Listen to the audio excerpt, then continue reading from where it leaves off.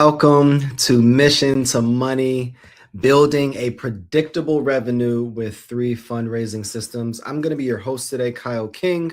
I am going to be your host, Kyle King, and I'm excited. I am really excited for this conversation that we're going to have today.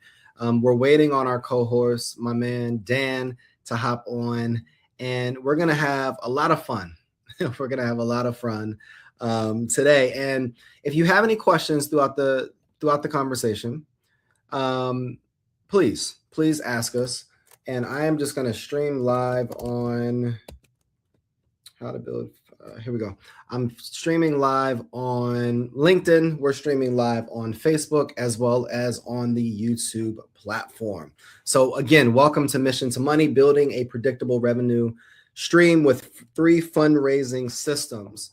You know, I am one that believes in creating systems that are duplicatable but not customizable. And one of the things that we're going to be talking about today throughout this whole conversation is how can we begin to scale up our fundraising efforts. I have the privilege of talking to nonprofit organizations, executive directors, founders, very often. And one of the challenges that I often find is that we're focusing on money. We're focusing on all of these different things.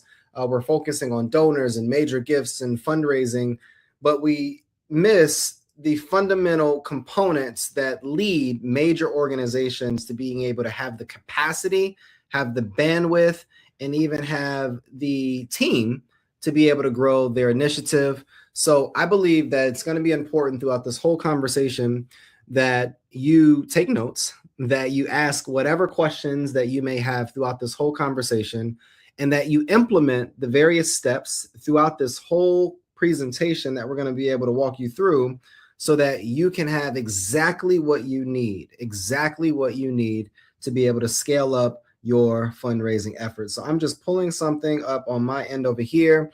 I have the slides, all of the slides. So I want to be sure that I am on time so that we can be able to maximize this time. So where are you from? I'd love to see where we are from. Comment wherever you are on the YouTube, the Facebook, or the LinkedIn platform. Comment in the comment section where you are from, whether it's Atlanta, whether it's Vegas, whether it's out of the country. I want to see where our people are calling in from, where you're watching from. I find it very important to be able to build this community. So we have Chicago on here, and I know we have some other people from some other places. So super excited to have this conversation with you. As a former educator, I am one that is very practical, but I want to be able to leave you with actual tangible things. So this conversation, this webinar is not going to be a whole bunch of philosophy, a whole bunch of selling, a whole bunch of theory. This is going to be actually from proven strategies that have worked for myself in my organization that I run, the Culture Lab, but then has also helped us scale up efforts for other organizations that we've been able to support that have helped us raise $40+ million over the last few years. Okay. All right. So the reality of it is that predictability comes from managing the journey. Predictability comes from managing the journey, not improving or improvising the ask. Okay. Predictability, and I mean how, like, building predictable revenue models comes from managing the journey. And we're going to talk today about what that journey looks like, but not just improvising the ask. And when you get in front of a donor, when you get in front of your key target or that key customer, it's not one of those times. That's not the time to just start improvising. We're going to teach you how to build a scalable system, a repeatable system, a referable system, so that whether it's just you on your team, or if you have a team of philanthropic givers or major gifts officers, or however big your team is, you can take the model that we're going to be sharing today and implement it within your organization. And we can almost guarantee that you'll start seeing results within 30 to 60 to 90 days. All right. So predictability comes from managing this journey. Now, Kyle, what is this journey that you're discussing? What is this journey that you're even talking about? And anybody that's coming on, I want you to be able to talk about where you're from, post where you're from, and then also post questions throughout this conversation because I want this to be as specific and valuable individually for you. So whatever questions throughout this journey that you have, please comment them on whatever platform you are watching from. Now, when I talk about this journey, I talk about the fundraising journey. Now, the fundraising journey is similar to relationships and relationships that we build with people, intimate relationships. But in a nutshell, I call it the journey. And what we call it here at the Culture Lab is the journey from turning stranger to champion. Somebody that is unaware, that is completely unaware that you exist, that your organization exists, unaware of your mission, unaware with your impact, unaware with your efforts. And then at the end of that journey, somebody that is advocating for you, influencing for you, referring you, and doing all of these things to be able to grow, expand, and duplicate the mission that you are developing and leading. Now, let's spend some time on this specific slide. Now, I posted this slide, oh man, maybe 2 months ago on LinkedIn, got some great traction. A lot of questions were asked, but I want to be able to walk through what each stage looks like in real time. Now, stage one is awareness. I discover, let's say I am a donor. I am unaware of who you are, and I'm going to walk through what this would look like for me as your ideal donor. I am now discovering your mission. I am aware that you exist, okay? I'm aware that you exist. Now, as we grow just a little bit, now I see why you matter. I see why your cause matters. I am able to now identify my problems and connect it with my purpose in regards to giving and how you're out here in the community solving these problems potentially at scale, and how I want to be a part potentially of that journey. And through you continuously posting, you continuously engaging, now I believe in your leadership. I believe potentially in your story. I believe because you have been consistent. And now I have some confidence. And then that leads me to stage 4. I now feel confident in engaging with you. I feel confident in building this relationship, asking you, or you asking me, or you feel me feeling comfortable with you asking me for coffee, or us connecting, or you inviting me to your event, and some type of interaction and being able to develop this relationship. Okay. And now we get to stage 5. Now I give for the first time. Now, when I say give, I want to be able to debunk this myth right here. When I say give, I don't just mean give money. Okay. This may mean me giving my time. This may be giving my treasure. Yes. This may be giving my talent. This may be giving my ability to work on your team or as a board seat. This is me giving in a low friction, clear impact way. Okay. This is inviting me to a community partner open house, and I actually show up and I give feedback. This is me filling out potentially a survey. This is me volunteering at your event. This is me showing up to your mixer. This is what this potentially looks like for me. Okay. And then as I grow to stage 6, stewardship, now I'm feeling appreciated. I feel appreciated. And now I'm grateful, and I want some updates. Now, this is where you're giving them updates. This is where you're engaging with them on a high level. This is where you're following up. These are those touch points on a monthly or a quarterly basis. Here's a quick hack. This is those notes, those handwritten cards in the note that you're sharing with these individuals. This is where that relationship goes up just a little bit deeper. All right. And then that grows to stage 7. That grows to stage 7. And now we have some expansion. All right. Now we have some expansion. Now I'm deepening my involvement. I'm showing up to events. I potentially make a potential larger gift, stronger activism, stronger role within your organization. I want to be a part of this. And now I'm potentially inviting other people from my network or from my affinity circle or from my sphere of influence to be exposed to the great work that your organization is doing. And then that leads us to stage 8. That leads us to stage 8. And what we call this is the champion phase. This is the champion stage. Now I'm recommending, I'm referring, I'm advocating for your mission. I'm potentially a board member, or if not a board member, I'm showing up continuously to all of your events.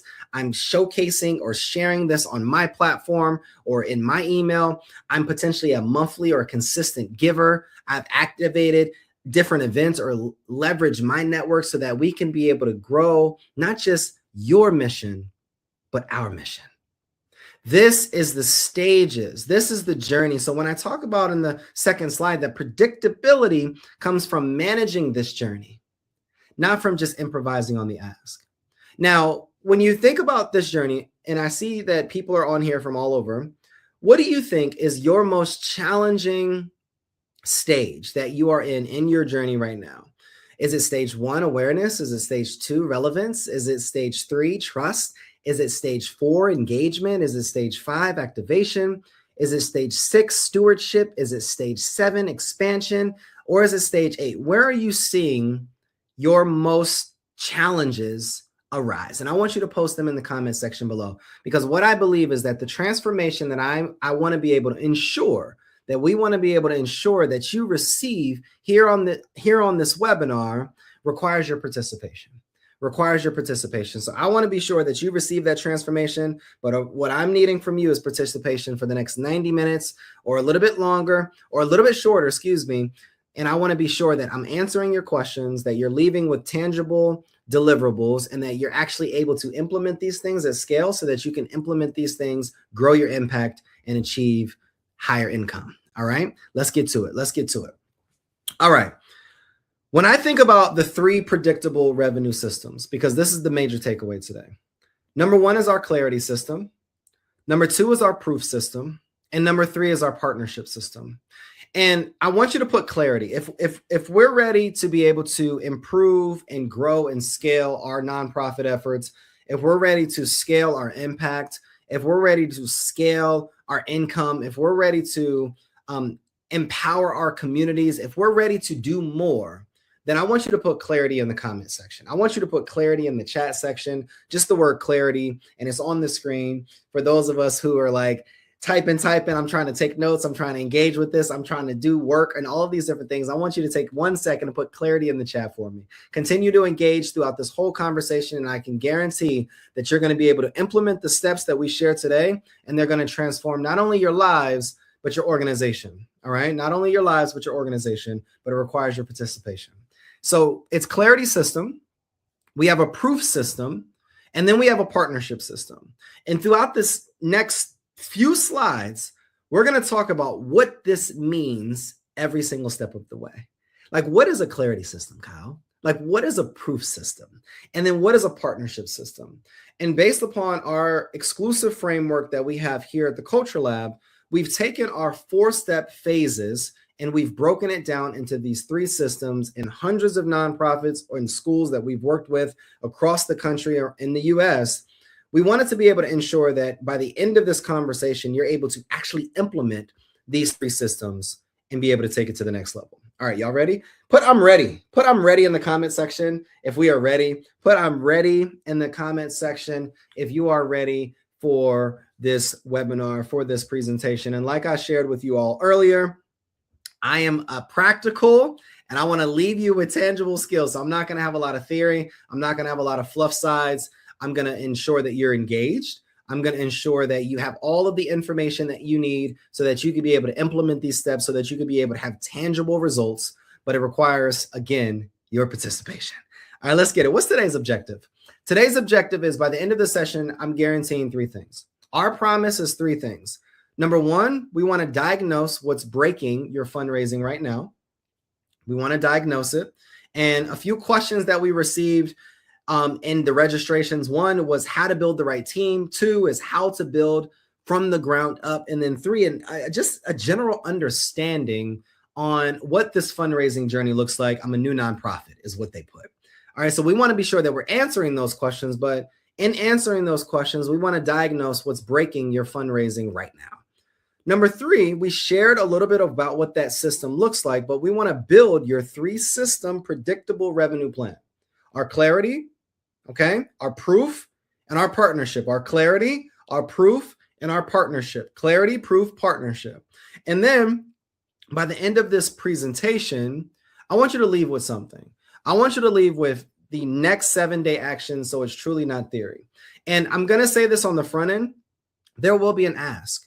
There will be an ask. I want to be able to ensure that we've prepped you for that. So at the end of the slides, after we get through all of the information, I'm going to invite you to apply for our Growth Alliance cohort, our first cohort is this week, January 15th. So I'm super, super excited. We're only taking 12 nonprofit organizations. We currently have a wait list, and I would love for you to be able to apply to be a part of implementing these the next 12 weeks of this year, to be able to implement these 3 systems, these 4 phases that we're going to be sharing with you today. All right. Again, if you're ready to lock in, if you're ready for the information, if you're like, Kyle, just get to it. I am so ready. Just put I am ready in the comment section. Put I am ready in the comment section. Let's go. All right. Let's do it. Now, who am I? My name is Kyle King. My name is Kyle King, and I switch up this picture all the time, but I wanted to have a fun picture because I'm on a journey this year. I am on a journey this year to accomplish 12 races and competitions, finish my first 5Ks of the year. So that's been phenomenal. This weekend, the family and I were doing a 10K. They don't know it yet.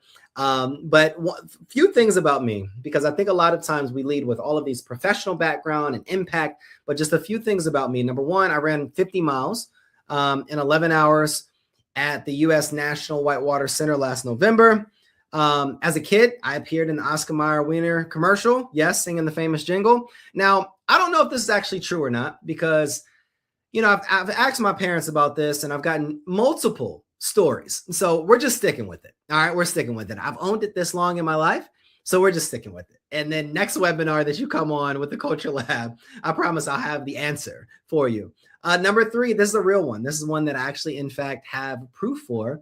I can recite the entire movie Troy, from beginning to end. Seriously, I really can. The one with Brad Pitt, like the newer one, I can actually, in fact, recite the whole movie. Number 4, at age 12, I built my first computer right in my parents' kitchen. Looking back on that, I felt like I was ahead of the curve, because a lot of the apps and funnels and different things that we have with AI now require a lot less brain power. But I really feel like in another life, I would have probably been an engineer or a software developer. And then number 5, I'm a proud dad to a 2-year-old daughter, Kylie, my world, and a 10-year-old son, Carter, literally my right hand. Now, as we wait for my man Dan to come on, he was finishing up some meetings and he'll be blessing us with his presence. I want to just share who he is. Number 1, he is a former UNC Charlotte track and field athlete, where he still holds the javelin school record. Number 2, at his best, he is helping people clearly think and move forward. Number 3, he is currently a professor of nonprofit management at Drexel University. He has a deep love for this Old House TV show. When we were developing these slides, I looked up the Old House, and I had no idea what this is. I'm so used to like HGTV shows, and it has 47 seasons. So shout out to them for just sticking through it. He's a devoted husband and a proud dad of a 2-year-old son. And they are literally awesome human beings. And outside of that, since I can actually talk about him because he's not on here yet, he is a phenomenal human being. He leads with integrity. And he's just somebody that you want to know. He is a leader that you would want to embody, model, mirror. And he's somebody that I love, that I've learned so much from. And that's the word, and I'm sticking to it. Let's get to it. All right. Now, what does impact look like? That's who we are as people, because I feel like it's important to not just lead with titles, but to lead with heart. We help mission-driven leaders build predictable revenue systems. That's it. We help you identify how to go get more money and how to identify where it is, period. Now, I've raised $40 million over 3 years for schools, nonprofits nationwide, former school board member, teacher, leader, founder, author of 7 books. Now, I've translated a lot of that leadership and culture into repeatable organizational results for individuals like you showing up today. My man, Dan, he has 10 plus years in advancement across 5 institution types, hands-on operations, relationship fundraising experiences. He's had, I believe, over 6,000 donor conversations and meetings. He is literally the GOAT. He has seen every single stage and phase of fundraising campaign cycles, and he's built repeatable, duplicatable systems that keep fundraising consistent. He is somebody that I lean on, and he's definitely somebody that's going to be able to deliver so much value once he comes on today. But and before he comes on, let's get to it. Now, this may sound like you. This may sound like you. Fundraising, when unpredictable, means one of these things are broken. Now, some of us on this webinar probably have a few of these things broken. But what I want you to do, I want you to think through one of these, and I want you to pick your one bottleneck and write it down. And once you have it written down, can you comment it for me? I want you to comment it for me. I want you to actually put it in the chat. I want you to actually type it out and put it in the chat section. But what is it for you? Is it unclear problem? Is it vague audience? Is it no clear transformation? Is it weak or messy story? Is it undocumented results? Is it no donor network? And it's like, I don't know where to go get these people. Is it no internal systems that are built? Is it an unclear ask? And I want you to take a second and I want you to write down, what is the bottleneck? What is the bottleneck? And what is the challenge? What is the gap that you're currently experiencing inside your organization that is hindering your ability to be able to move forward, hindering your ability to be able to make transformative results and create transformative change that can not just help you, like we're going to continue to talk about today, but it's going to help drive your mission forward and be able to create ripples of success and ripples of impact. I want to hear from you, though. I want to hear from you. I want you to put it in the comment section. I want you to put it in the comment section. What is your one bottleneck? What is your one bottleneck? And for those of you who are registered, actually registered, undocumented results and no donor network, I appreciate you saying that. And we're going to talk about what that looks like, because if you more clearly communicate your results, and I'm going to put it on the screen for us, then I can guarantee then that will help you develop that donor network that you're going to need to engage with to be able to drive change forward. But we're going to continue to engage. We're going to go a little bit deeper. Let's go a little bit deeper. Let's go a little bit deeper. The one belief that I found in working with hundreds of organizations is that most leaders are literally one sentence away from burnout. Literally one sentence. So what I want you to do here is I want you to take some time and I want you to fill in the blanks. If I could just generate blank, we drive the change we want. I was having a conversation with the leader and I asked them this question and I was like, look, if you could just like, what is the number that you would need to generate so that you could drive change? And they said 250,000. I said, okay. Well, the next question that I followed up with is, well, if you generated what would you need to be okay? What would you need to be okay? So if I generated blank, we'd finally be okay. I want you to put it down. If I could just get blank, we'd be in a great position. We'd be in a great position. What does that look like for you? What does that look like?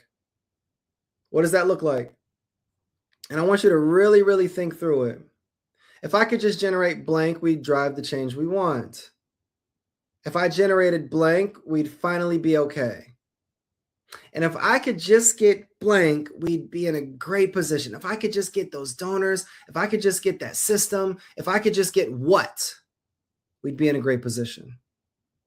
Because what we've learned and what I've actually learned from Dan is that, look, most organizations don't have a fundraising problem. They have a predictability problem. They have a leadership problem. They have a systems problem.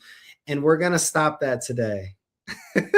We're going to stop that today. I got like lights flickering over here. It's going crazy over here. We're going to stop that today. And we're going to do one more. We're going to go dive deeper one more time. And then we're going to get into today's conversation. Let's get to it. So this is the part that nobody talks about. And this is continuing to build on that last slide. Revenue, like real revenue, doesn't fix chaos. It exposes it. I'm going to ask you all a question. If I gave you a gift of $40,000, $50,000 right now, what would you do with it?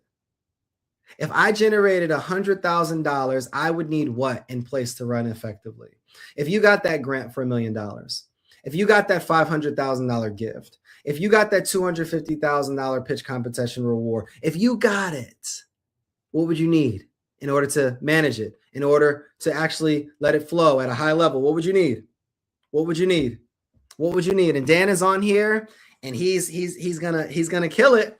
He's gonna kill it, because without systems, more money usually creates a lot of things. It creates more pressure. It creates more expectations. It creates more complexity and more breakdowns. So if you generated that number from last slide, if you generated it, what would you need? And I want you to put it in the comment section. I want you to put it in the comment section, because again, the transformation that you all came on here for requires your participation. The transformation that your donors desire and deserve require you participating in relationship building. So we're developing a relationship virtually, but we're giving this to you all, and I need you to give us some responses back. So if you generated what? If you generated that number, what is one thing that you would need? And put it in the comment section below. What is one thing that you'll need? And you put it in the comment section below. What is one thing that you'll need? And put it in the comment section below.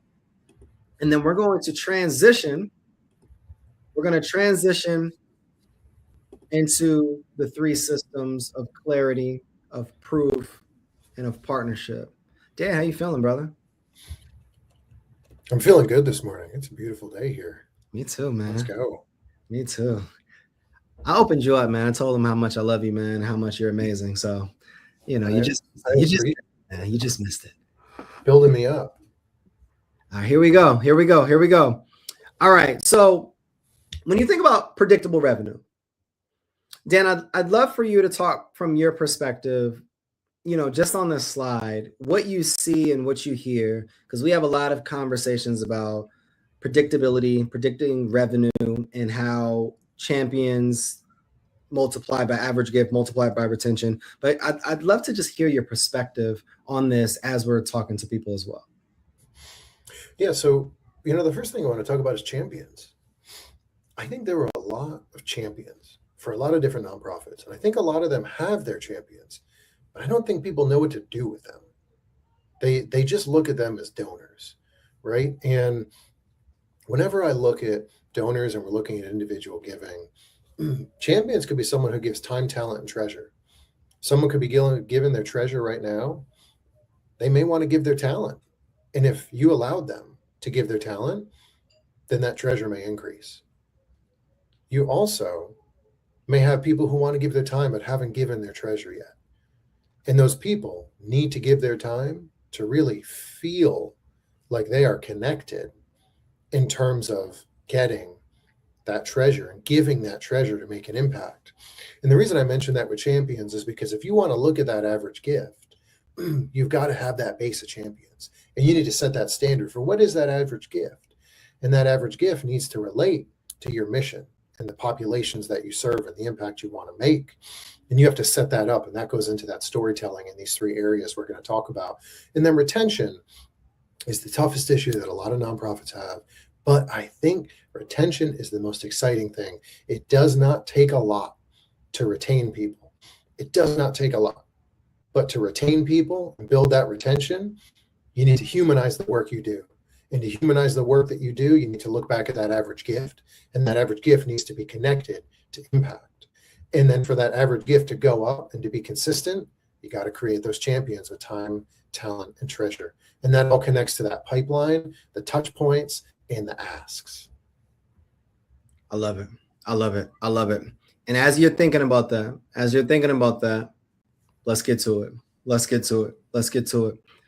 When you think of the four phases, there's four phases in this journey of moving strangers to champions, moving from mission to money.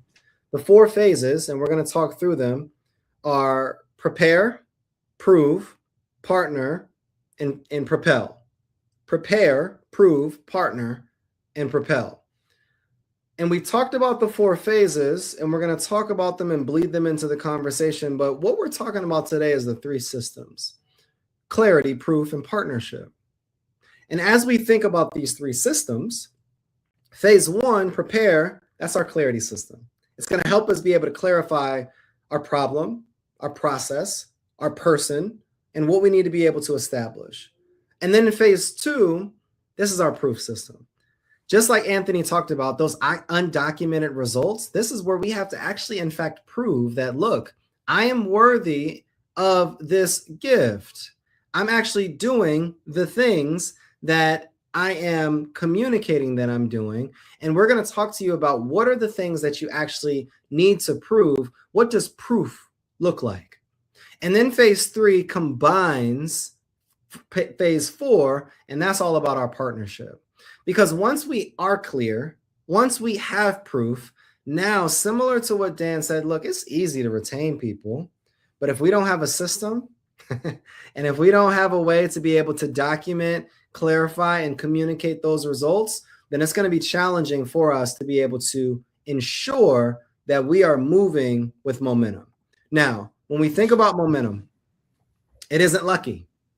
It is not lucky. It is designed. So when we think about this first clarity system of prepare, it's broken down into 3 things. Our story needs to ensure that that's prepared and optimized. Our strategies, we need to ensure that those are prepared and optimized. And our systems need to ensure that they are optimized and fully prepared. Hey, Kyle, I want to say something really quickly about Anthony's comment, and I know you just mentioned it too. Anthony, I think you'll find this really effective. One of the biggest things I see is when people make that comment about needing staff and a team to run effectively. That is a really important comment, but sometimes people find, especially through these 3 phases, that yes, you need more people, but sometimes you're trying to do too much with too little.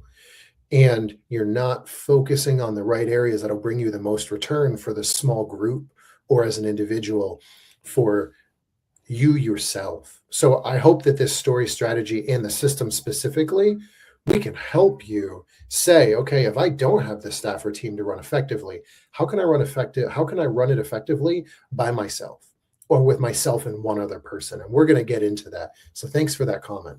Love it. Love it. Love it. Appreciate you, Dan. Now, when we think about preparing your story, the story starts first. And we see this, and me and Dan have been on calls where we're talking to executive directors and founders, and they don't know the problem that they solve. They don't know the person that is most negatively impacted by that problem's existence. And I shared a little bit earlier that, both me and Dan are educators. Our goal is to be able to not just talk to you or talk at you, but walk you through a journey where you actually have a game plan on how you move forward. So what I want us to do is this is going to be very actionable for you all throughout this whole conversation. Number 1, we want you to clarify the problem that you solve. And what that looks like is, what is the actual specific problem that you solve? And here's a way to think about it. Who gets fired if that problem doesn't get solved? Like, who gets fired if that problem does not get solved? And as you think about that problem, we move to the right. We move right here. I want you to define the specific person that your organization serves. Like, who is most negatively impacted by this problem's existence? Who is most negatively impacted by this problem's existence? And then from this perspective, now we got to get into articulating how you transform that specific audience. What actions do you take to change the life of that person? So if I am an organization that the problem that I solve is this, then I have to actually think about, well, who's most impacted negatively by that? And what are the steps? What is the framework that I use to be able to get that person from where they are now to where we are how we're improving our transformation? And then number 4 is we want to be able to build our connection story. This is my favorite. What story can you tell that directly connects that person you're serving? For me, I had a nonprofit organization. My first start in nonprofits when I was in college. I was a junior, and it was called Project Shine. It stood for Serve, Hope, Serve, Hope, Inspire, Network, and Empower. And the goal was to be able to expose students to career opportunities that help them navigate high school as well as college, as well as post-college. My life was transformed when I went to college as a first college, I was a first generation college student. I really connected with other first generation college students that didn't have parents that could help them really navigate or how to find internships or how to set goals or how to network and how to do all of these different things. That was my connection story. And I saw how it led me to getting jobs and all of these different opportunities that separated me from other students. And I wanted to be able to do that for them as well. What is the story? What this is really the hero story. This is the why behind the brand. A lot of times we don't, yeah, it may sound cute that you want to do it, but it's the emotion, it's the purpose, it's the why that truly draws people in. And then I want you to identify your platform and your stage to share this message. Like, what are your platforms that you'll be able to actually share the actions that you're taking? Is it social media? Is it Substack? Is it Medium? Is it local news? Is it certain news or articles? Like, what are the ways that you're actually sharing and amplifying this message?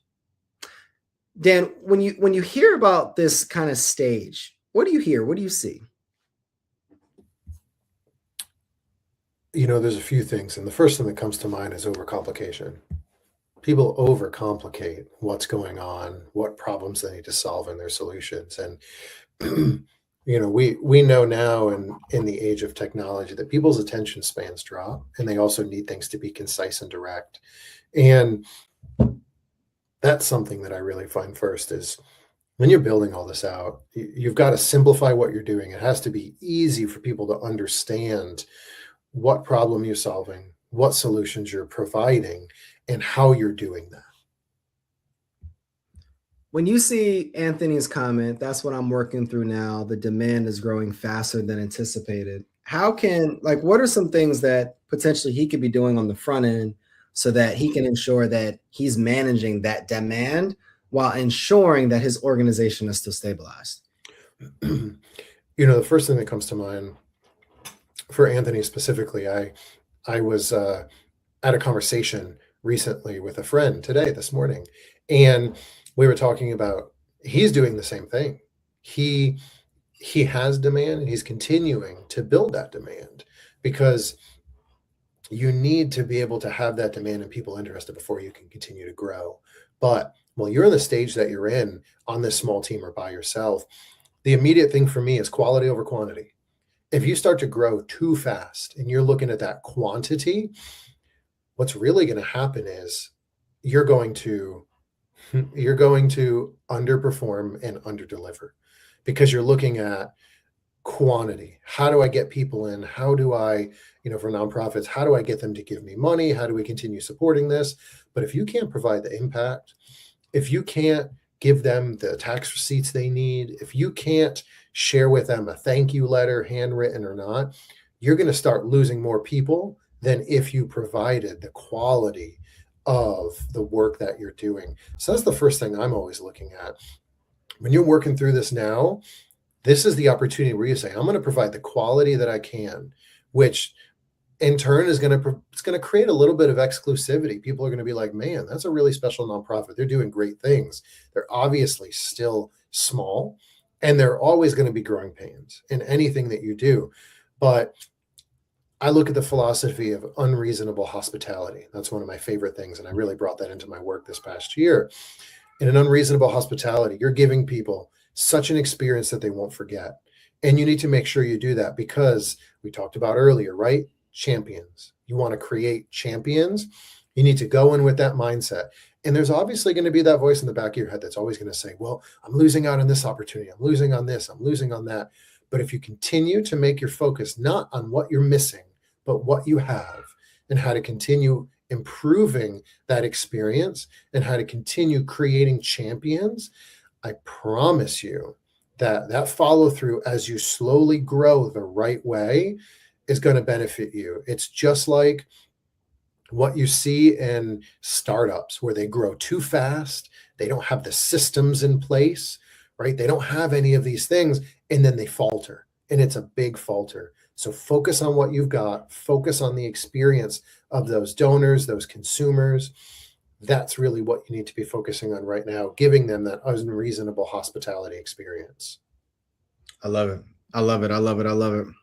Now let's take some action. So as we think about preparing your story, this is what it looks like. Okay. This is what it looks like. The first step for you is the problem we solve better than anyone else. Fill it in the blank. The problem that we solve better than anyone else, fill in the blank.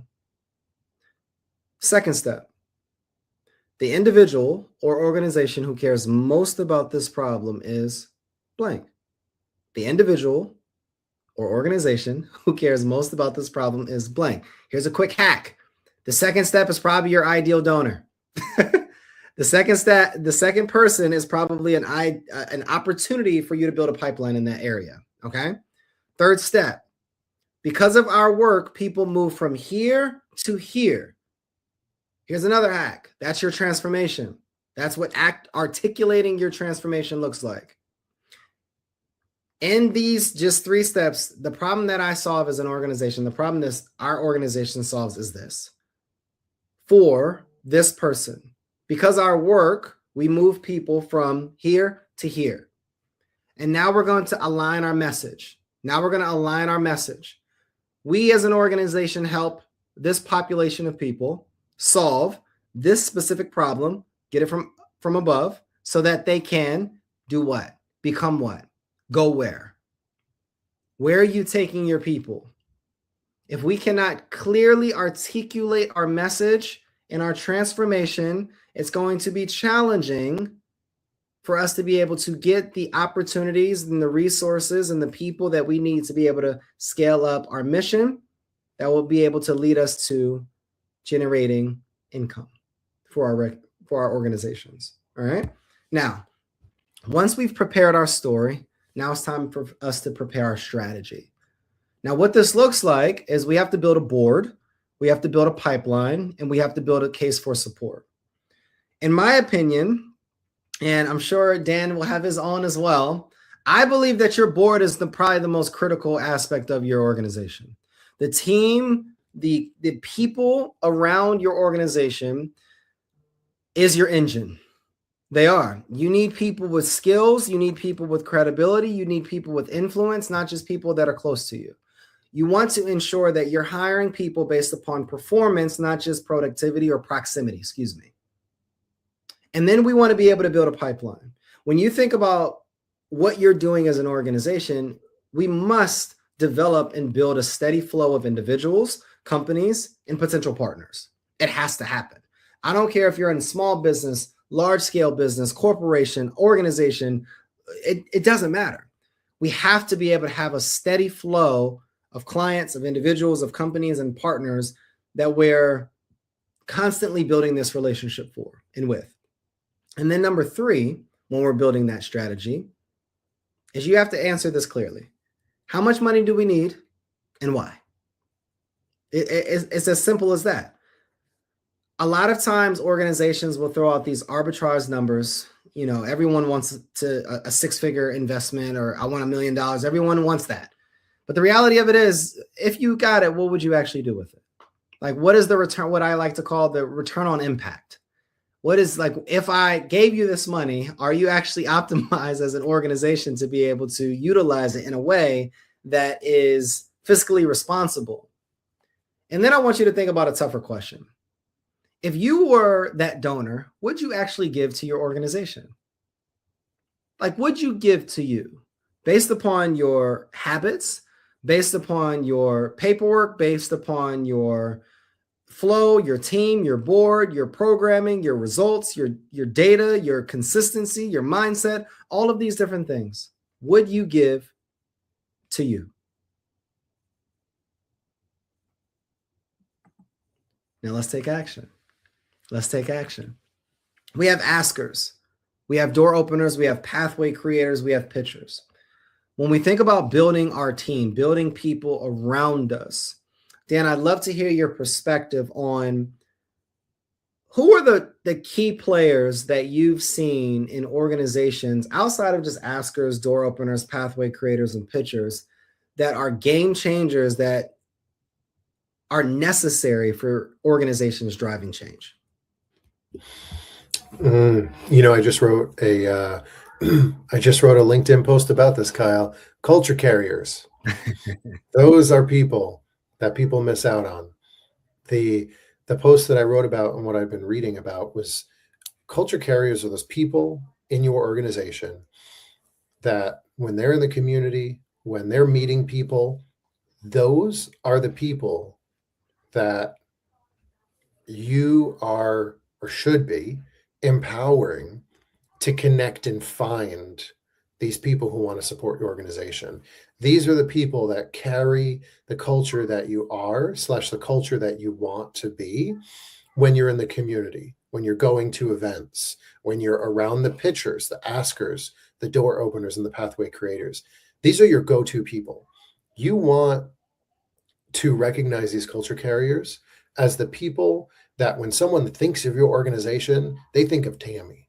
They think of Tammy who is at these events, who has great rapport, who's an active listener, who knows everything about that organization, but is also humble enough to ask questions and be interested in all of these other people that surround you in surrounding ecosystems or with similar nonprofits.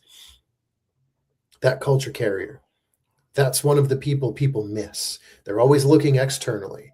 But if you want to present yourself the best that you can externally, you have to be looking internally to figure out who are those people that can do that for you externally. Hey Dan, can I just sidestep from the presentation and just ask a question? Like, one of the questions that I find that somebody actually asked, like, how do you build that team though? Like, how do you find those people? How do you reach out? What are the platforms that you recommend using to be able to ensure that maybe I look around me and I don't have the board, I don't have these types of relationships that align with the organizational goals? How do I go out and build these people? Yeah, I'll give you a great example. In my most recent role, I had created 2 boards for 2 different events. One of them was the previous year was the largest event that we had ever done in terms of revenue and size. And in that first year, it was just building, just trying to get through things. And in the second year, I had met enough people, received enough recommendations, and been given enough referrals that I built out his team to a specific purpose, right? You talk about the askers, the pitchers, the door openers, and the pathway creators. The best thing that I always did with this was we talked about it in an earlier slide. You kind of talked about how to build the right team, what to look for. And I talked about time, talent, treasure. I was always trying to look at people who had one or the other or all of those pieces to really help be an incredible advocate. And long story long, what I did is I looked internally and said, what do I need to make this event successful? To make this committee for this event successful? And in relation, it could be a board too. And I realized if I wanted this to be successful, I wanted someone that understood politics, someone that could either coach people on the board, on the committee, or me on how to approach relationships and have those connections.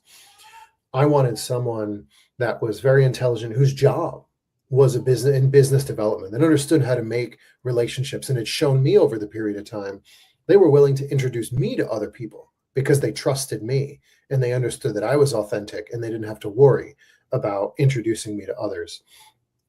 I had people internally who were already part of our organization as donors, or maybe had been on boards or were currently on boards and had these skills where they were incredible advocates and door openers for us. So what I did is I internally first said, what do I need to be successful for this event? Like, what does this event need as we build this out, or this board per se? And then I went and I said, okay, who have I met that I've had a great rapport with? It doesn't need to be crazy. It doesn't need to be looking at, oh, I need this person deep in politics, or I need this CEO of this company. No, you need people that fit the roles you're looking for. You need askers. You need people who aren't afraid to make connections and open doors, but also aren't afraid to work with you on strategy to be able to ask for what's really needed to find success. You need people who are willing and bought into your mission, your organization, the populations that you're looking to impact. You need someone who can pitch all of that and feel good about that, and maybe has a network or has someone else they're willing to engage in this to open up their network. And then you need these pathway creators, and I met a few really great people like that in my previous role, who would say, let's go out to lunch together. Let's talk about this. Let me introduce you to this person. Those pathway creators, to me, those are kind of the generalists, right? You have the pitchers can talk about it. The askers can ask. The door openers can open a door. But those pathway creators, to me, those are the generalists. They can do everything. And you need to have those people. And the common theme between all of them are they understand it, they're bought into it, and they trust you. And those are things you need to look at.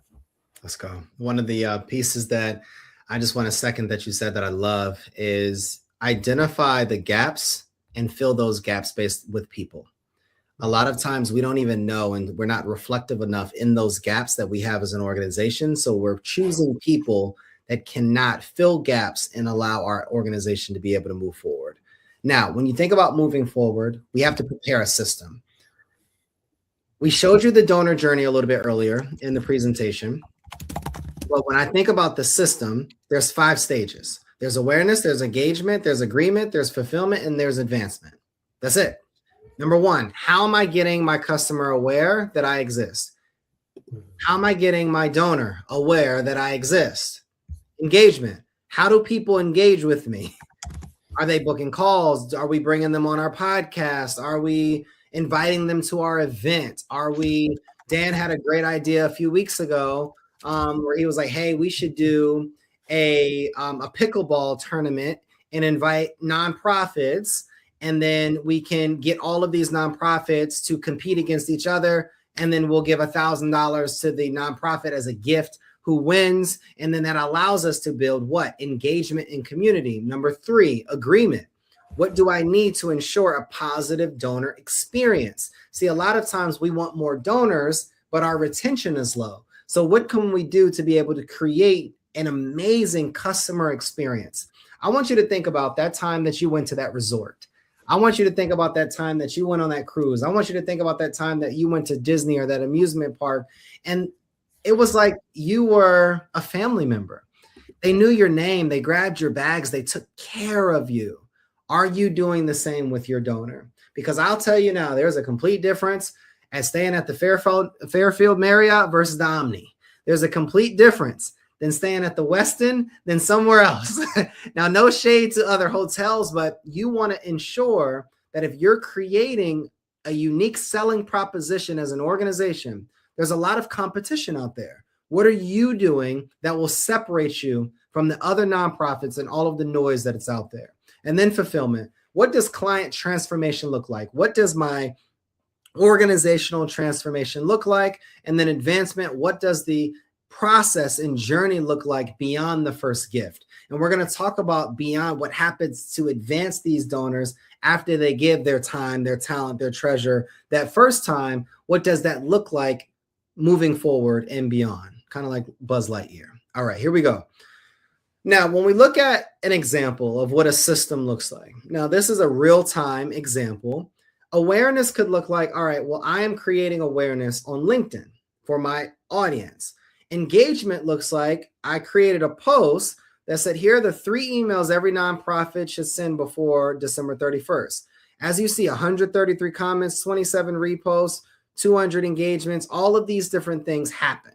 Now, they had to comment the word email in the comment section below, and then we sent them to what we call a landing page that then brought them to a funnel. So now they had to agree. They had to give their first name, last name, email, and then it moved them to a funnel that had an automated email sequence that then built them. And some of them have showed up for this call. Some of them are in our Growth Lab community. Some of them are in our Growth Alliance community. That's how we ensure that we are having our touch points. We're continuing to build relationship. We're creating engaging content. We're sharing our message, and we're clear on where our audience is.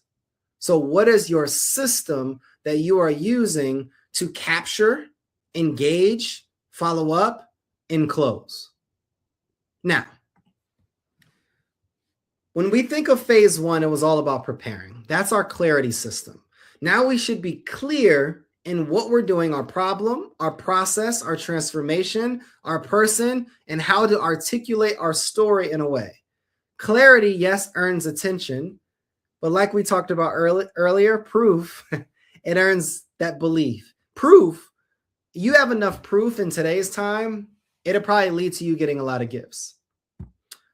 What proving looks like in phase 2, and this is our proof system, it looks like highlighting one win. Like, what is one win that you have had within your organization within the last 30 days? Choose a simple result that shows your work is helping someone. One win for us as an organization in the Culture Lab, we have this webinar happening right now. And we have people that have been on here since the beginning right now. So what we could do as an organization, we could write this up as a newsletter and we can send it off. Hey, did you guys know that last week we had a webinar on how to move from mission to money, and we had these people on and we answered these questions, and here's 2 or 3 of the questions that we received. Boom. Now we're proving to people that we're doing this work. Number 2, capture the before and after. Think about it. Describe one person, family, or student's life changed because of you. I could guarantee that Anthony, he's been really engaged in the comment section. He has learned something that he didn't know before, and he got some type of process or system or something that maybe after he'll be able to take and implement. So what I would love to do is get Anthony's information, do a one-on-one with him, me, Dan, and Anthony. We break it down, we strategize, and now after that call, we share the results. Boom. That is a way to capture the before and after of the person that you are serving. Number 3 is save evidence of that win. Keep a quote, a photo, a number, or an update that shows that change is real. What we could do right now is do a little screenshot. Me and Dan could go like this, and then we could take a picture. We could post that tomorrow and say, hey, did you see that we were on live yesterday on multiple platforms sharing the 3 systems that have helped organizations that we've worked with make millions of dollars? Check it out. Here's the link. Or share it with your community. Make the win visible online, in a newsletter, or with your board. How are we communicating that proof? So look, we may have undocumented results, but are we spending enough time during the week actually thinking about, just thinking about the wins that we have, just thinking about the before and after, just thinking about the evidence of that win? On Wednesdays from 4 to 6 o'clock, I have a proof block on my calendar. Nothing can be booked, nothing can be scheduled, and all I'm doing is tracking all of the wins, all of the learning lessons, all of the different testimonials. So it gives me content for that following week to be able to post so that I can actually showcase what we're doing as an organization to drive leads. Now, you know it's action time, y'all. It's action time. Let's take some action. Let's have some fun. What I want you to do on the front end is we want you to qualify your results, like qualify them. Anthony, this is your time to start documenting some results. So this may be a good exercise. You're on here already. Let's document them. Write down one measurable outcome from the last 12 months. And here's some examples for you. 85% of students improved attendance. That's an example. 62% of young women improved in their confidence. Okay, that's an example. We helped house 12 unhoused neighbors in homes. Okay, we helped 10 single moms get the first down payment for their new home. That's a measurable result. Now, what I want us to do, anybody listening in, I want you to comment your measurable result. I want you to comment your measurable result. What is it? Just real quick. Let's just put it in the comment section. What is one thing that you've done over the last 12 months that is either A, worthy of sharing, and I feel like everything is worthy of sharing, or B, just so that you can get it out into the atmosphere, that you can just showcase to other people here that, hey, I'm doing this work. Number 2 is I want you to show outcomes. I want you to write one sentence beginning with, because of our work, people now blank. What I will say is because of our work here at the Culture Lab with me and Dan, people have an honest, repeatable fundraising system that is working. They do. We had a client that we talked to last Friday. Shout out to Marisha Franklin. She's based in Kansas City. She texts me about an hour after that call, and just a 30-minute call with me and Dan, I think she cleared $2,000 that night. That night. Just a quick strategy. What could you do with an additional $2,000 today? Now, I think a lot of times we're looking at the 20,000, 40,000, 50,000, but maybe our organization isn't optimized for that just yet. Maybe we have to understand how to optimize that 2,000. And maybe, what if I could help you raise $2,000 on a weekly basis? That's potentially $8,000 a month, which allows you to set up for a $100,000 system in a given year. Number 3, we got to capture transformation. Choose one person, one family, one student or stakeholder, and write a quick before and after story, 2 to 3 lines. 2 to 3 lines, just really quickly. And then I want you to make it visible. I want you to make it visible. Choose one of these items that you wrote, and I want you to post it online. Now, you could first start by posting it here. Text it to a colleague, text it to a board member, text it and comment it to us within 24 seconds, because it shouldn't take that much time. So just to recap, I want you to write down one measurable outcome from the last 12 months. I want you to show outcomes. Write one sentence beginning with, because of our work, people now blank. I want you to capture that transformation. Choose one person, family, student, or stakeholder that you've been engaging with and write a quick before and after. And then I want you to make it visible. Who's bold enough? Who's courageous enough to post it right now in there in the comment section? What is a transformation that you've achieved? What is a measurable outcome that you've had in your organization for someone else? Now, you may be taking notes, you may still be writing it down, but as you're thinking and as you're reflecting on it, this is where it begins. Imagine if you took time every week. Imagine if you had a coach or a program or an accountability partner that could help you identify how to best optimize your outcomes, how to better systematize your outcomes and your results, how to capture the transformation. Let's read this one. My challenge is that my results come from previous various lines of work, and now I'm trying to consolidate and synthesize them. There isn't proven results from my nonprofit per se. However, my track record of impact has led me to this phase to lead this nonprofit. Dan, I know you got something for that one. Yeah, no, I love that. I'm all about translatable and transferable skills. And I think that there's so much value in that. So to hear your challenge comes from the other work that you've done. I mean, that's such a common problem, Anthony, is that there's, especially in the nonprofit world, there's so many things going on around us, and you don't know where to turn your attention. And I love that we're in the let's take action section, because that's literally what we're going to do, is we're going to help direct you a little bit better. Because to your point, how do you take all of these streams, these ideas, these things that need to be accomplished, and synthesize them to help you figure out, okay, where do I go here? What's my first step? What's my second step, third step, fourth step? And Kyle and I talked about this actually with Myrisha on our call. You had mentioned there isn't proven results. When I think about all this stuff, I think to myself, there's no difference between someone who wants to start a nonprofit, believes there's a problem and wants to solve it, and spends all this time building it. There's no difference between that person and the person who says, okay, there's a problem. I got to figure out how to accomplish this. How do I solve this problem? Right? One person takes forever, and they may or may not ever get to actually solving the problem because they get analysis paralysis, versus the person that says, I'm just going to do it.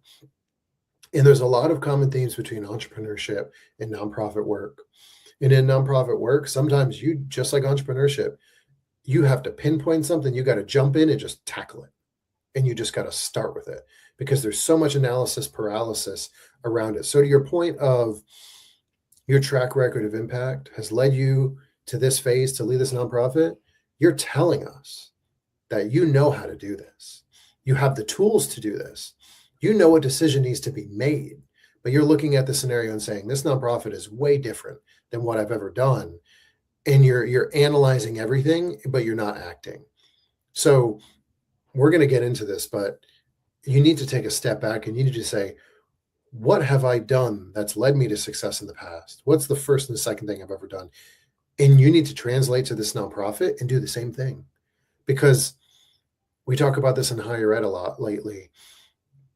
Higher ed and nonprofits, they're not businesses, but sometimes they need to work on the back end. And I see that you noted this.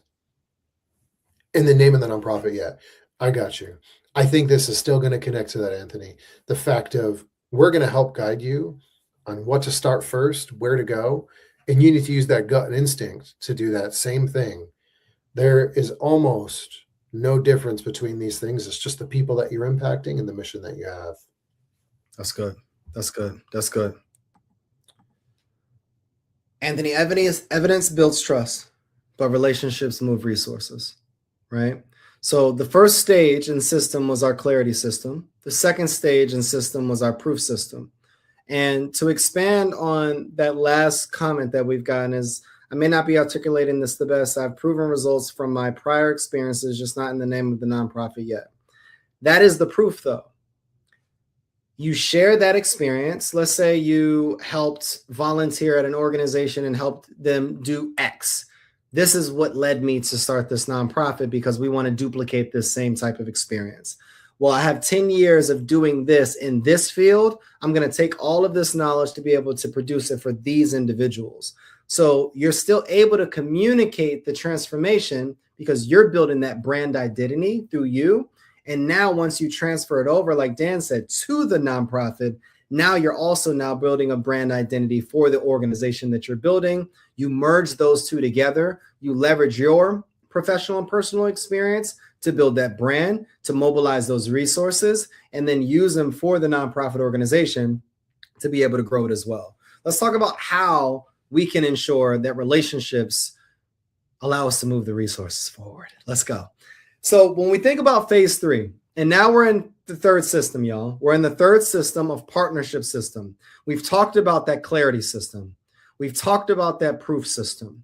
Now we're going into that third system of partnership system. Let's talk about partner, though. What I believe, and I've learned this from Dan, is there's 3 major stages when we're developing partnerships with people. And interestingly, I see this as like the dating experiences too.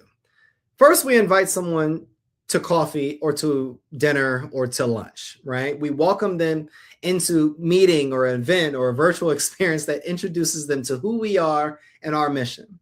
Then number 2, we immerse them into something. We engage in some type of hands-on impact through projects, through volunteering, through storytelling, through some form of engagement or immersion. Then number 3, we innovate. How can we collaborate on a mission-driven idea or initiative that creates shared value?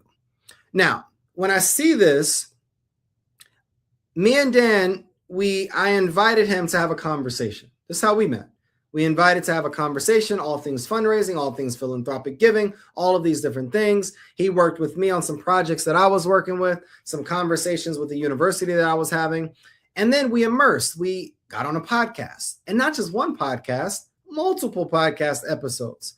And then through there, we were like, oh, man, there's so much synergy. There's so much alignment. There's alignment in values and work and impact that we want to be able to create. So then we worked together to be able to develop the Growth Alliance. And we innovated. We collaborated on a mission-driven idea or initiative that is going to create shared value.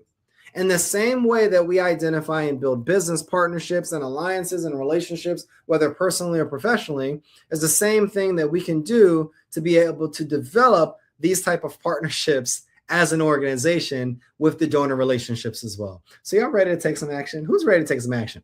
Let's take some action. All right. And this is the educator in me, because when you're engaging in a classroom setting, when you're engaging with students, and I look at everybody that's engaging with us today as a student, I want to not just force feed you all of this information overload. I want you to actually take the time to engage in the comments, ask those questions, and be able to implement the steps that we're providing you all today. All right, so let's take some action. So what does this look like? Who is impacted by the problem that your organization is solving? I want you to list companies. I want you to list leaders. I want you to list organizations or communities who feel the pain your mission is solving. Who are those people? Then who is connected to the solution? I want you to list people, companies whose work aligns with your outcomes or complements what you already do or are trying to do in the future. Then number 3, who already knows you exist? This is what I call that affinity circle. I learned this from my girl, Rachel Simon. She is amazing at Florida State University. Write down individuals, companies, or influencers who are aware of your organization or your work. Now, when we think about that infinity circle, if you draw a dot in the middle of your paper where you're taking notes, and you draw a circle and a circle, the people closer to the dot are closer to your mission, closer to you. They're aware, they're more aware. As you get further out of the circle, the outer realms, those are people that you probably have to have more conversations with and do a little bit more deep diving with. And then number 4 question, who has been impacted by your transformation? I want you to name those people who have been seen, felt, or benefited from the change that you create. What I will say, all these people are your people. All of these people that you wrote down in every single box are your people. Those organizations, who can I get in contact with? Because those are probably my people. The people that you're connected to the solution, those are my people. The people that already know you, those are my people. The people that you've transformed, those are my people. So if we just go back to those people, Dan, how do we do it? Like, how do we take all of these people that we just wrote down and all of these lists and actually activate them and potentially build partnerships? I think the first thing, and this isn't something you mentioned, and I don't think it's something a lot of people think about, but it's something that I really rely on. Data. That's the first thing. When you have a conversation with someone, you need to take notes. You need to reflect. You need to debrief afterwards, because if you are really going to be invested in a relationship or in data collection with these people, whether you'd mentioned influencers, people aware of your companies in general, aware of your organization, you need to understand previous conversations, current conversations, and what future conversations you want to have with them, because that's what's going to direct you when you're building this out. I think for me, the second piece is you have that data, then you need to really start planning for each person. We talked about that unreasonable hospitality. You know what I hate? Is I hate getting emails that don't even have my name on it, that just say donor, or are totally ambiguous or totally just general, right? Give me something in there. And that ties into what I just mentioned, because when you're creating out this, whether it's an outreach plan for individuals, whether it is grouping or segmenting people together for areas of interest, you have to have direction with everyone. And it has to be, here's one of my favorite words, it has to be intentional. If you want to be a successful nonprofit, if you want to be a successful leader, everything that you do needs to be made with intention. Whether it's a simple email, when I was early in my career, were my text messages as intentional as they probably should have been? Probably not. Are they now? Certainly. Are my LinkedIn messages intentional? Yes. Are the subject lines on my LinkedIn messages, my emails intentional? Yes. I reached out. I did a bunch of cold outreaches yesterday, and I reached out to someone in a different country. And I realized before I sent it, I said, okay, well, they're an MD. I said, it's much better for me to reach out to them and say Dr. So-and-so versus their first name, and them think that I'm not serious, because it's a lot easier for them to correct it and laugh to themselves and say, oh, you can just call me Dan, versus why did you call me about my first name? This is a cold outreach and this is professional. Everything that needs to be done with these people who know you, that know you exist, that people you want to connect with or you're connected with, or people you want to help you transform your work and your organization, it all goes back to everything that you do needs to be intentional. And I don't want to get too far into the weeds beyond that, Kyle, but intentionality, just like everything we do, right? Everything. When we talked about setting this up yesterday, we talked about how do we be intentional? What are we doing with this? What's the purpose of this? Sure. What's the outreach? Who are we reaching out to? What streaming platform are we putting this on? We were intentional about everything we did. And I think that that's the basis when you're looking at taking action is how do you be the most intentional that you can be? Dan, you speaking to me, man. And I love the word intentionality because it requires a thoughtfulness as a leader. And anybody listening in, how thoughtful have you been when you're approaching your organization? And the challenge in being thoughtful is it requires us to actually take the time to think.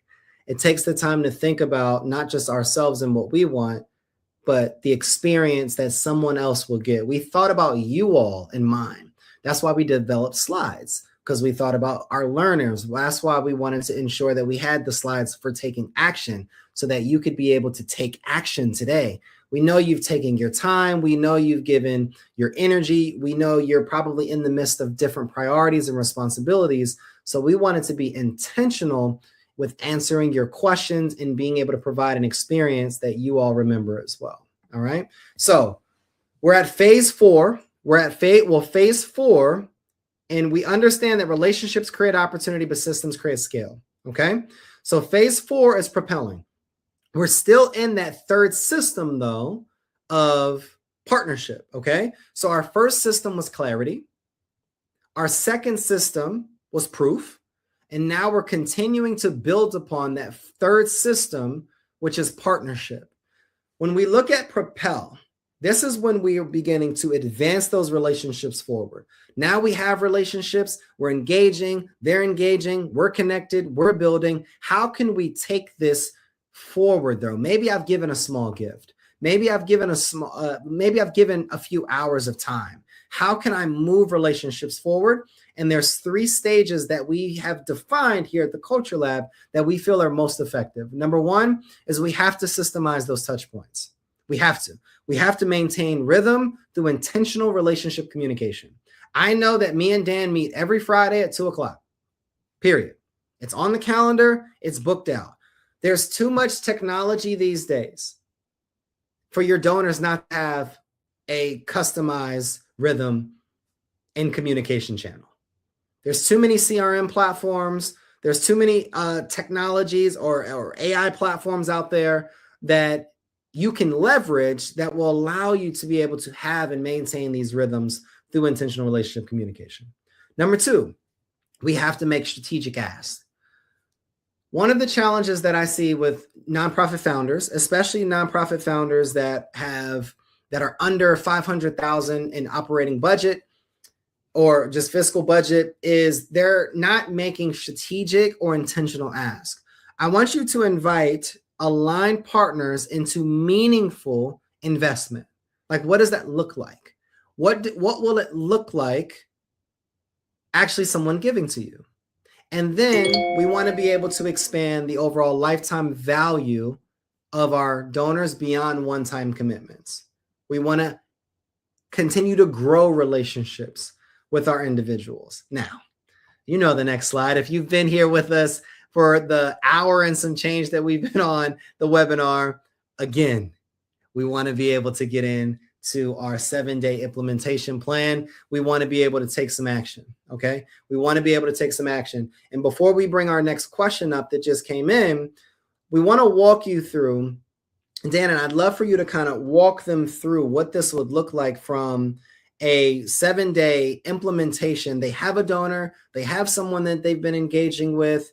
What will this look like from identifying the champion, establishing a timeline, defining the request, clarifying the impact, and setting the next step? One of the things that we talked about and why we are so intentional is that in our description of this webinar, we wanted you to leave with a 7-day plan, some type of information that you can take that you could be able to implement moving forward. Dan, what are your thoughts? I want to walk through this on a very simplistic level here, just to give people an idea. We talk about identifying the champion, and we talked about earlier with Anthony. Sometimes we're looking too far out. We're not looking at what we already have, right? And I want to say, identify the champion. Sometimes you have people internally internally, as in current donors, who are already your champion, but you're missing out on them. You're looking at people who are given $1,000 gifts, 5,000, 10,000, whatever that may be. But you might have a champion given 250, and you're not thinking about that person because you're just looking at the money. Versus that person may be able to open doors. That person may have a lot of time to be able to help us, which in turn, if they're working with us, that's going to build that investment with them. First thing is, I want to look at the people you already have, right? We talk about retention. There's the connection there with retention. So look at identifying the people that are already donors to you, that have continued to do it. Usually I look at people who are 5 to 7 years, who have continued to give that gift. Doesn't have to be a huge gift, but at least 5 to 7 years in a row. Those are some of your champions. Reach out to one of those champions. Next, you need to reach out and connect with them. You need to find a time to talk. One of the best things you can do, and this is why I consider myself an executive thought partner, is once you've established that person and you identify that champion, find time to talk with them. Spend time with them. It doesn't need to be anything crazy. Spend time checking in with them. What's going on in their life? What are they supporting? What's important to them right now? What does their world look like? Invest intentional time in them. Once you've done that, you're going to start to get answers to some questions you didn't know that you needed and that you had. Then you're going to go to define the request. This may not be directly after that, but you're going to be able to use that thoughtful and intentional conversation to define that request, because you're going to be collecting data and information that's going to benefit you and benefit them, because your goal is to help them fulfill something that's on their mind, some cause that's important to them. You're going to be able to define that request internally with you to figure out, what do they want to support? What are they connected to? What's important to them right now? Have they told me, oh, I have a tax bill coming up. I just got a new job. I'm working on my will right now. This, that, or the other. And then from there, you're going to go to clarifying that impact, because once you define the areas you think you want to be in, then you can have that second meeting with them. You could say, hey, you know what? We had that last conversation. You mentioned this specifically, which shows your active listening and your intentional kind of listening and focus on them in a conversation. You're going to say, you know what? I just want to clarify. You mentioned this. Is that really important to you? Do you know we're doing something like that in our work right now that you might love to hear about? Something in the 5 areas that you want to support? Well, let's have another conversation about that. Let's clarify the impact that we're making here that you might want to be a part of. I really think that you might get a lot of fulfillment from this. Then you're going to set those next steps. You're going to let that simmer. You're going to let that sit on the oven and let them warm up to that. You're going to put the ball in their court, and you're going to give them a little bit of time, but you're going to tell them when you finish that clarifying the impact conversation, you're going to say, hey, take some time. There's no pressure. I'm going to follow up with you in 2 weeks. I'm going to check in. Let's get together again. Let's talk. I want to share some things with you. Let's just get together. Because one of the really important things, and we've talked about this in a previous conversation, people give to and they support people that they trust and people they like. And some people are afraid to get vulnerable enough with your donors for them to really understand who you are as a person. So when you're defining that request and you're clarifying that impact, you need to go in there, put the focus and the onus on them. You need to listen. You need to be a good person. You need to be really invested and intentional with the questions and the way that you interact with them. And then you're going to leave that ball in that court. You're going to let it simmer, and you're going to work on, what do those next steps look like? How did they act in that conversation? Did they seem confident? Did they seem warm to it? Did they seem really excited? You're going to go back and you're going to build out what an intentional plan looks like going into those next steps. And those next steps could be 2 weeks when you check in with them, could be a month later. I know that I've had to wait months for them to be ready, but I'm always checking in on them and seeing how they're doing and see if there's any value I can provide to them.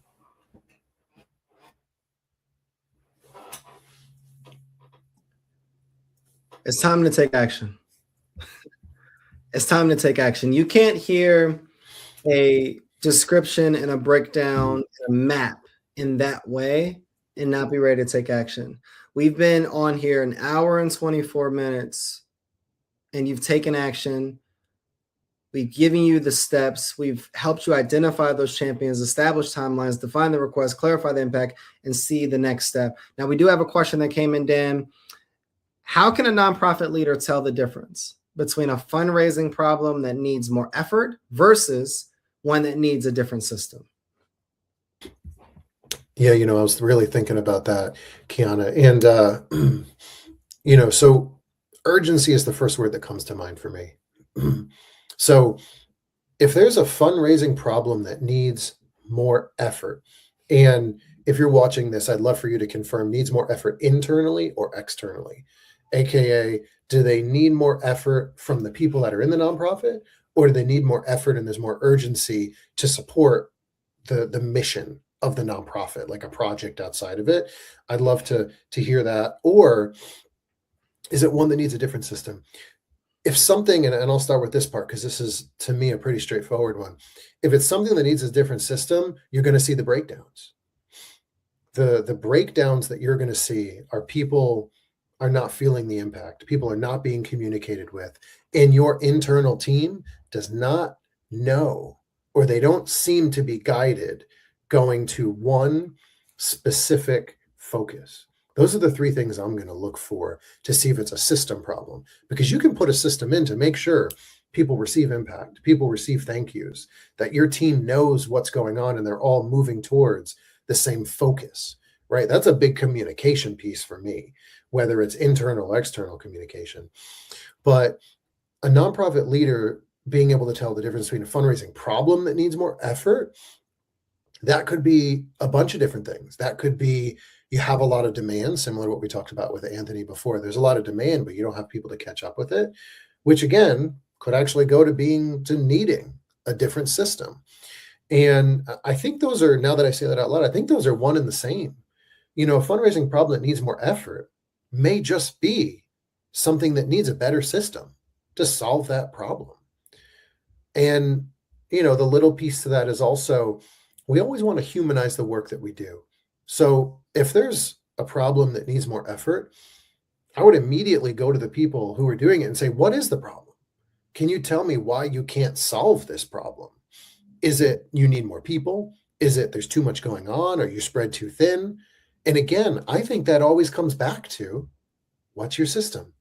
So I think you kind of answered your own question in there. As I'm reading this to myself and processing it, really the way to solve these problems, whether it's effort or not, is putting in a system to alleviate some of that pressure. Because that system may not be working, and this new system could help alleviate that pressure. And that could help the fact where it seems like there might be more effort that's needed, but that system can solve that for you. And here's the system. Here's the system. Here's the system. When we talked about throughout this conversation, phase one is building a clarity system. We want to identify our problem, our person, our process, our transformation, and be able to articulate it clearly. Number two, phase two is our proving process, but it's establishing a proof system. How are we communicating to people who we are, why we exist, and the transformation that we are creating? We're sharing those qualifiable results, and then we're sharing those outcomes, and we're showcasing the before and after effectively. And then phase 3 and 4 are all about partnering and propelling. It's about creating and growing a partnership system that allows us to move our donors through a predictable journey. A predictable journey. Now, our question for you is, do you want help executing this in 12 weeks? There's been a lot of questions. There's been a lot of comments. There's been a lot of participation, engagement throughout this whole conversation. Our question for you is, do you want help executing this over the next 12 weeks? Because if you do, and this sounds like you, if you're a nonprofit founder and executive director building day to day, if you're a community-based organization, leader doing big work with limited capacity, if you're a senior leader who has inherited a mess and is expected to fix it fast, if you are a first-time leader at this that is trying to scale smart with values driven, and you're self-teaching yourself, or you're a small team or a one-stop shop or one person that's doing all the things, then the Growth Alliance is probably for you. Now, in 12 weeks, we're going to help you build clarity, capacity, confidence, and all that's going to help us lead to building cash, partnerships, relationships, donor pipelines, communicating with value, building trust, protecting your time, and building these systems that you can follow. Now, what this will look like is live coaching, strategy sessions, frameworks, templates, scripts, trackers you can use literally immediately, and weekly execution, commitments, and progress tracking. This room is, yes, a safe space, but it's a room of trust, a room of mission-driven leaders, and a room of real results in real time. And this is what we want to do for you today. We want you to invest. We want you to take action, because you don't need more ideas. You need structure. You need structure that holds in a room that expects execution. And for you today, for tapping in with us, we want to give this to you. Instead of the $3,000 original investment, we want to cut $1,500 for you, because you've given us your time. You've cleared your calendar to be with us today. We want to cut off $1,500. All you have to do is apply. All you have to do is apply. Now, the question is, Kyle, where do I apply? Like, where do I apply, Kyle? I want you to click the link under this. I want you to click the link under this, and it's going to give you the ability to apply right now. And if you don't have that link, then this is what I'll do for you. What I'm going to do is I'm going to go grab the link for you, and then I'm going to post it under here on the LinkedIn platform. Now, for all of us that are not using the LinkedIn platform, you're going to have to use the LinkedIn platform, and I'm putting it below on all of the platforms, on LinkedIn, on YouTube, as well as the StreamYard. And you're going to go there and you're going to click the apply button, and everyone who applies today will get $1,500 off of the price point. Now, this is only available for 24 hours, and we're only allowing 2 of these seats to be filled. So if you apply, what's going to happen? You're going to go to this page. You're going to be able to fill out that application. Then one of our team members is going to give you a ring sometime today or tomorrow, and they're going to accept you into the program because you came on today. And if accepted, you'll get immediate access. We'll start building your plan, pipeline, and operating rhythm in week 1. Look, if you're ready to start leading with clarity, I want you to apply today. We want you to apply today. And either or, thank you. Thank you for giving us your time. Thank you for being here. Thank you. And if today brought clarity or momentum, we're going to be sending a free resource that will help you take this first step immediately to your email, as long as you registered for this event. If you're ready to move from insight to execution, we want you to book a call to see how Growth Alliance can help you build the systems, the story, and the strategy to scale your impact. We thank you, everyone, on the YouTube platform, the LinkedIn platform, the Facebook platform, the StreamYard platform, for being with us today. We thank you, we love you, and we look forward to seeing you inside of the Growth Alliance. Thanks, everybody.